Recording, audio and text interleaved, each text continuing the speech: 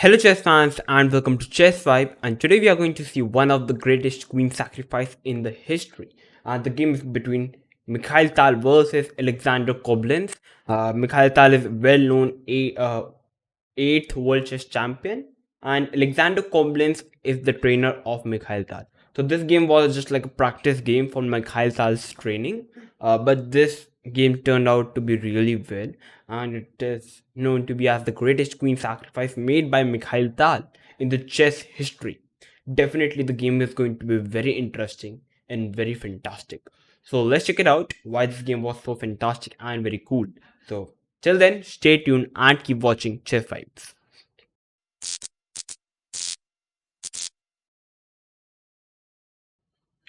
So, Mikhail Tal with the white pieces started the game with 1e4, and his trainer Alexander Koblenz replied with c5, knight f3, d6, d4, c into d4, knight into d4, knight f6, knight c3, and now we have a6.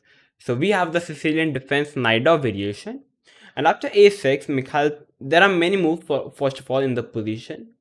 Many moves. White can play bishop e2, white can play bishop e3, queen d2, he can long castle, he can short castle, and there are various of moves. But Mikhail Tal chose bishop to g5.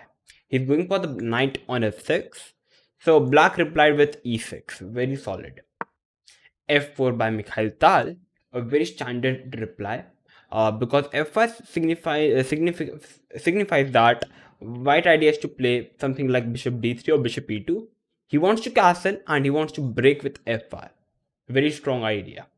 So after f4, black replied with bishop e7, queen f3, queen c7, and now white is having option.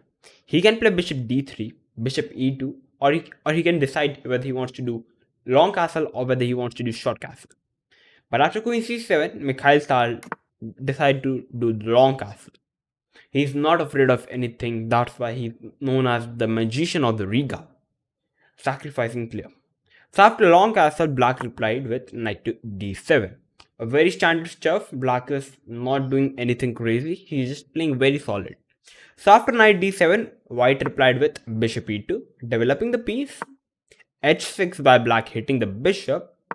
Bishop h4, and now we have b5 by black. B5 definitely a very natural move and very highly aggressive move by black, because b5 signifies that black wants to attack with b4 followed by a5, a4, perhaps a3 or b3, and black wants to play bishop b7, creating some pressure on the queen on f3 and some pressure on the rook on h1 at some point.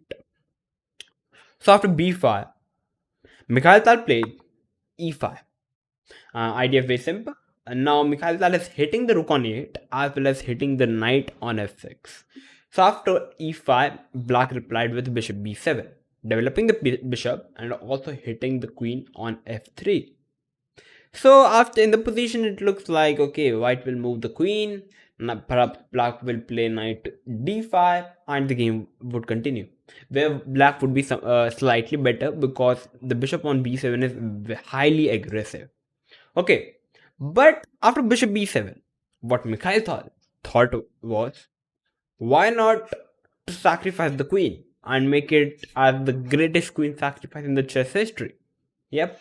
So he decided to play e into f6. He decided to sacrifice the queen. Definitely, black is having no choice. He have to capture the queen. Bishop into f3, and after bishop into f3, many things are happening. First of all, white can capture the rook. White is attacking the bishop on e7 and as well as the pawn on g7. So many stuffs are happening here. So black decided to play d5 and saying, okay, so now there are two moves. White can capture the bishop or he can capture the g7 pawn hitting the rook. But Mikhail Tal is Mikhail Tal. We never know what is going to happen. He played another fantastic crazy move, knight into e6. Boom. Definitely unpredictable as usual. Knight into e6 very hard to find, and the idea of knight into e6 here the queen can no longer attack the pawn on f4 and give a check because the knight on e6 is covering it, and now the knight on e6 is attacking the queen on c7, as well as the pawn on g7. So the only move for black to survive is to capture the knight on e6. So black captured the knight, and now we have bishop to h5 check. g6, bishop into g6 check, king f8.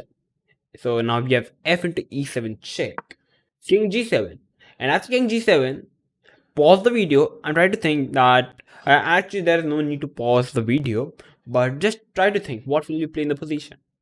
What I think, like for like at the first sight, it looks like the king is attacking the bishop. Let's play bishop h5.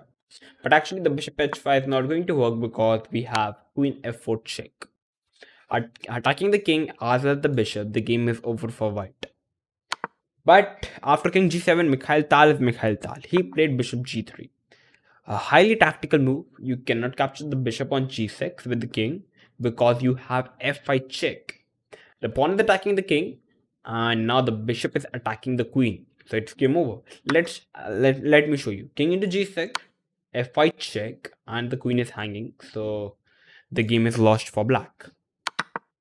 So that's after bishop g3. Black cannot capture the bishop on g6. So black decided to play knight to f6. We have rook to e1, and now we have b4 by black. Many of you were thinking what will happen if black will try to capture the pawn on e7. If black will try to capture the pawn on e7 with the queen, then we have f5 by white. f5, and after f5, it's actually already very hard for black to continue the game because white is threatening to capture the pawn on e6 with the rook Okay, and you actually can't even push the pawn to e5 because rook into e5, rook is protected by the bishop. It's already winning for white. And even after f5, you try to play rook c8, rook into e6, queen c5. After bishop d6, it's already lost. The queen is attacked. Rook e7 is coming up. Already finished. Yep, so that was the reason. Queen into e7 was not played in the game. And we have b4 by black, hitting the knight on c3. So white played rook into e6. Another fantastic move which makes this game very interesting. After rook into e6, now I think definitely white idea is to capture the knight on f6, because after king into f6 there is this knight into d5 check, queen is hanging, and the game is over. Okay, so the most natural move in the position looks to capture the knight on f3 on c3 because it's a free piece. So black decided to capture the knight, and now we have f5 by Mikhail Tal. So this is what he was preparing. After f5, now the queen is attacked by the bishop on g3. So we have queen b7. Now black is threatening this queen into b2 checkmate. So Mikhail Tal played b3. Actually, capturing up the pawn on c3 would also be fine, but he played b3. We have queen to d7, bishop to e5, and after bishop e5, now definitely black is feeling uncomfortable because after bishop to e5, there is no way black can protect the knight on f6. You cannot play rook f8 to protect the knight because white will simply capture the rook. So actually the only move for black to survive in the position was to capture the rook, and this was played in the game by Alexander. And after queen into e6, f into e6, king into g6, here we have rook f1. And after rook f1, just look at the position. White is just a whole rook down, but the power of the pawns on e7 and e6 are just incredible, which makes this game the winning game for white. And after rook f1, white is threatening to capture the knight on f6, and if the knight will move from the f6 square, the rook is hanging on h8. So black decided to play knight h7. We have bishop into h8, rook into h8, and now this is your time. Pause the video, try to find the best move for white in the position. How will you finish off the game? Okay, so I hope that you have a nice thought and you must have found the move rook to f8. Congratulations. Very nice move. After rook f8, there are two replies. First, white idea is to make a queen on e8. So black is having two replies. He can capture the rook with the rook, or he can capture the rook with the knight. If he tries to capture the rook with a knight, then simply e8 is a queen and it's lost for black. So black is forced to capture the rook with the rook. And now we have e into f8. queen, knight into f8, and now we have e7 by white. And now you cannot move from the knight from the f8 square because white will simply make a queen. So black is forced to play king f7, hitting the pawn so that it doesn't matter where would the pawn will go, black will capture it. So we have e into f8 check, king into f8, and now just look at the position. Just count the material because it's a pawn endgame. White is having 5 pawns and black is having 4 pawns. So black is a pawn down, which results in the winning game for white. We have king d1, king e7, king e2, king d6, king d3, king c5, and after king into c3. On the move number 35, Alexander Koblents with the black pieces resigned the game, and Mikhail Tal with the white pieces won the game. Fantastic game played by Mikhail Tal. High level game. There was so many sacrifice that I just loved the game. So if you ever wanted to crush the Sicilian defense with the white pieces, just go for this one. Yep. Just go for the line of bishop g5 because there are many players who play this knight of variation because it's one of the most popular lines in the Sicilian defense. Whenever somebody plays it, just go for bishop g5, f4, queen f3, do long castle, just attack on the queen side, just sacrifice the queen, and soon you will win the game. Yep, you will simply win the game. So this was the epic game played by Mikhail Tal, the greatest queen sacrifice in the chess history and in the Mikhail Tal life. So if you love this game, then please like to the video. If you are new to my channel, then please make sure to subscribe this channel because it motivates me to make uploads new videos like this. So till then, stay tuned and keep watching Chess Vibes.